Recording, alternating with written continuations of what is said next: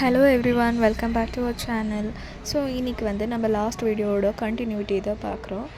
நேற்று பார்த்தா ஜான்வி ஹீரோ கிட்ட வாய் பேசினனால ஹீரோக்கு வந்து நைட்டு ஃபுல்லாகவே அதுவே நினச்சி டென்ஷன் ஆகிட்டு இருந்தா. அதுக்கு அவள் தூங்கி எழுந்திரிக்கிறப்போ காலையில் பக்கத்துலேயே வந்து உட்காண்ட்ருப்பா. அதை பார்த்து இவள் பயந்துட்டு, ஐயோ இன்றைக்கும் நான் லேட்டாக எழுந்துட்டானோ, இதுக்கு என்ன பண்ண போகிறான்னு தெரியலையே அப்படின்னு யோசிச்சுட்ருப்பா.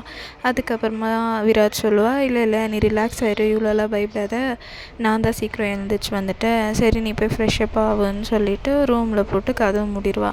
அதுக்கப்புறமா சடனாக கதவு திறந்துட்டு ஃபுல்லாக அந்த ரூம் ஃபுல் கக்லாத்தியை விட்டுருவான்.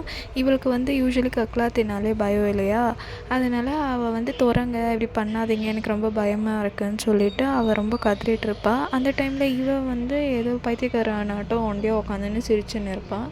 அவன் இதெல்லாம் எதுக்கு பண்ணுறான்னாக்கா, நேற்று அவள் இவங்கிட்ட வாய் பேசினாலே இப்படியே விட்டால் சரியாக வராது அப்படின்னு சொல்லிட்டு இவளுக்கு பயமுறுத்தணும். இவளுக்கு யூஸ்வலி கக்லாத்தினாலே பிடிக்காது, அதனால தான் இந்த மாதிரி ஒரு ட்ரீட்மெண்ட் கொடுக்கணும்னு நினச்சிருப்பா.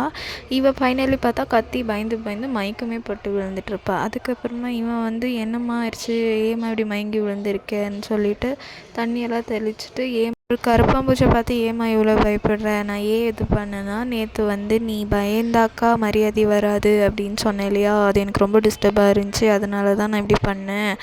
ஏன்னா நீ எப்போவுமே எனக்கு ரெஸ்பெக்டிவாக இருக்கணும்னு சொல்லிவிட்டு அவளை தொட்டு பார்க்குவா. தொட்டு பார்க்குறப்ப அவளுக்கு ஒரே ஜுரமாக இருக்கும். ஐயோ என்னம்மா இவ்வளோ ஜுரமாக அடிக்குது, வா டாக்டர்கிட்ட போகலான்னு சொல்லிவிட்டு அவளை தூக்கிட்டே போயிருப்பா. அங்கே போய் டாக்டர் கேட்குறாரு என்ன ஆச்சுன்னு சொல்லிவிட்டு இவன் எதுவுமே ரிப்ளை பண்ணலை. அதுக்கு ஃபைனலாக அவனே சொல்கிறான், ஒன்றும் இல்லை டாக்டர், நான் வந்து நேற்று ஒரு கரப்பாம்பூச்சி அவகிட்ட விட்டுட்டேன், அதை பார்த்து இவ்வளோ பயந்து போய் இவளுக்கு இவ்வளோ ஜுரம் வந்திருக்கு அப்படின்னு சொல்லிட்டு ஒரு சைக்கோத்தனமாக சிரிச்சுட்டே இருக்கா. அதை பார்த்து டாக்டரே ஒரு மாதிரி கன்ஃபியூஸ்ட் ஆகிட்டு, இவனா லூஸா ஏன் இப்படி பண்ணின்னு இருக்கா அப்படின்ட்டு யோசிச்சுட்டு இருப்பாரு. அதுக்கப்புறமா சரி நீங்கள் கொஞ்சம் நேரம் வெளியே இருங்க, நான் வந்து உங்களை செக் பண்ணுறேன் அப்படின்னு சொல்லுவாங்க. அதுக்கு நான் ஏன் வெளியே போகணும், அவளையே அது பக்கமாக போய் செக் பண்ணுறீங்க, ஏன் முன்னாடியே செக் பண்ணுங்கள் என்ன இருந்தாலும் அப்படின்னு சொல்லுவாங்க. அதுக்கு ஒரு சில ட்ரீட்மெண்ட்லாம் நான் வந்து பேஷண்ட்டை மட்டும் தான் செக் பண்ண முடியும், ஸோ நீங்கள் வெளியே இருங்கன்ட்டுன்னு. பட் இவனால் அதை வந்து ரொம்ப நார்மலாக டாலரேட் பண்ணிக்கவே முடியலை. என்ன இருக்குது, டாக்டர் எதுனா அவகிட்ட மிஸ்யூஸ் பண்ணின்னு இருக்காங்களா, அந்த மாதிரியெல்லாம் இவ யோசிச்சுட்ருப்பா.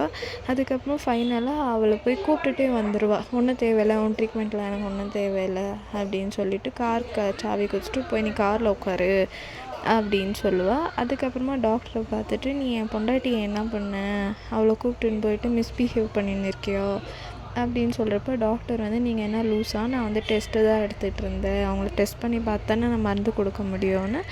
அதுக்கு இவன் வந்து, என் பொண்டாட்டி கையை நீ பிடிக்கிறியா அப்படின்னு சொல்லிட்டு அந்த கையவே முறுக்கிட்டு அவன் குத்தி விட்டுடுறான். அதுக்கப்புறமா இவன் கார் கிட்டே போயிட்டுருப்பா. அங்கே பார்த்தா கார் உள்ள ஜான்வி வந்து யோசிச்சுட்ருப்பா, இல்லையே ஏதோ சரியாக படலை, இவள் டாக்டர் என்னவோ பண்ணியிருக்கா அப்படின்ட்டு அவள் யோசிச்சுட்ருப்பா. அதுக்கப்புறமா இவள் கார் எடுத்துகிட்டு வீட்டுக்கோ கிளம்பிடுவா. அங்கே கிளம்பிட்டு இருந்தோம், அவள் வெளியே வர மாட்டா காரை விட்டு. அதுக்கு வந்து இவள் ஓப்பன் பண்ணிவிட்டு, ஏமாவா வெளியே வீட்டுக்கு போகலாம் அப்படின்னு சொல்கிறப்ப, நீங்கள் நிஜம் சொல்லுங்கள் டாக்டரை, நீங்கள் என்ன பண்ணீங்கன்னு சொல்லிட்டு கேட்பா. அதுக்கப்புறமா இவன் வந்து, நான் எதுவும் பண்ணலையே, நான் வந்து ப்ரிஸ்கிரிப்ஷனை தான் பார்த்துட்ருந்தேன் அப்படின்னு சொல்லலாம். அதுக்கு இல்லை பொய் சொல்லாதீங்க, எனக்கு தெரியும் அந்த டாக்டரை நீங்கள் ஏதோ பண்ணியிருக்கீங்க, ஃபஸ்ட்டு ஆஃப் ஆல் நீங்கள் வந்து என்னை சந்தேகப்படுறீங்க, நீங்கள் என் புருஷன், நீங்கள் என் மேலே நம்பிக்கை வச்சா தானே எனக்கு எல்லாமே கரெக்டாக வரும், நீங்களே இந்த மாதிரி சந்தேகப்பட்டு பண்ணியிருந்தாக்கா எப்படின்னு கேட்பா. அந்த டைமில் அவன் என்ன சொல்லுவானாக்கா, நான் வந்து உன் மேலே சந்தேகடலாம் படலம்மா, நான் வந்து உன்னை ரொம்பவே நம்புகிறேன், பட் அந்த டாக்டர் மேலே தான் எனக்கு சந்தேகம், உன்னை கூப்பிட்டு போய் ஏதாச்சும் பண்ணிடுவானான்னு சொல்லிட்டு, அதனால தான் நான் அவன்கிட்ட அந்த மாதிரி பிஹேவ் பண்ணேன், மற்றபடி நீனா எனக்கு ரொம்ப உயிர், அதனால நீ என்னை விட்டு எங்கேயும் போகாத, நான் உன்னோட சேஃப்டிக்கு தான் எல்லாமே பண்ணிகிட்ருப்பேன்னு இவகிட்ட சொல்லியிருப்பான். அதுக்கப்புறமா மறுநாள் நாள் காலையில் ஆகுது. மறுபடியும் இவ எந்திரிச்சு, ஐயோ நான் இன்றைக்குமே லேட்டாக எழுந்திரிச்சிட்டேன்னா அவருக்கு சமைக்கணுமே, இப்போ திட்ட போகிறாருன்னு சொல்லிட்டு ரொம்ப ஸ்பீடாக அவள் போய் ஃபேஸ் வாஷ் எல்லாம் பண்ணிக்கின்னு ரெடியாக வந்து டைனிங்கில் பார்ப்பா.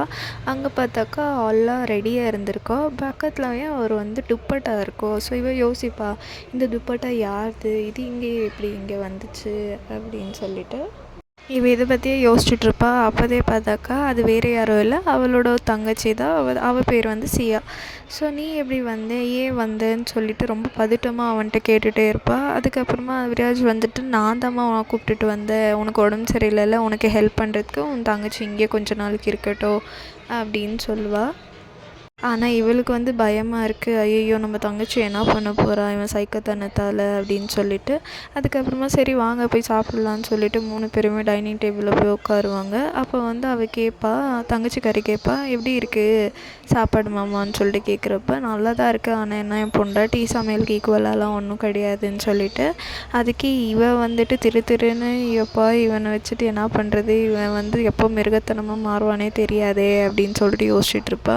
அதுக்கப்புறமா தங்கச்சிக்கிட்ட போய் இங்கே பாருமா எனக்கு உடம்பெல்லாம் சரியாக தான் போச்சு, நீ வந்து இங்கேருந்து கிளம்புன்னு சொல்லுவாள். அப்போ பார்த்தா தங்கச்சி வந்து என்னக்கா நானும் இப்போ தான் வந்தேன், ஏன் என்னை சும்மா போன்னு சொல்லின்னு இருக்க அப்படின்னு சொல்லி கேட்பா.